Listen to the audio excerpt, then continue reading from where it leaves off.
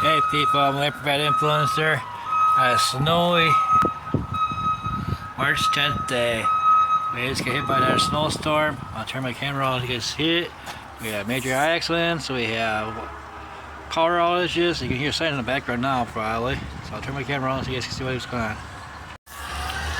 Oh, we got about 6-7 inches here of snow in Fond du Lac. You can see a rollover crash earlier. Like I say, you can hear the sirens in the background. Beautiful Wisconsin weather.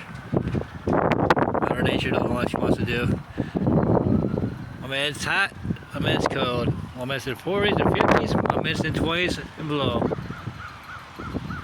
But it's beautiful out here. It's snow-covered trees. I'm out to the doctor's office again for a checkup.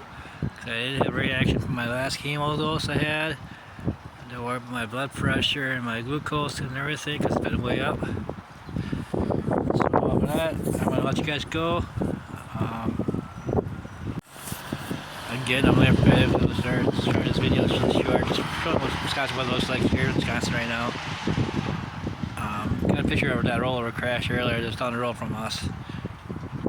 Over here on Scott Street.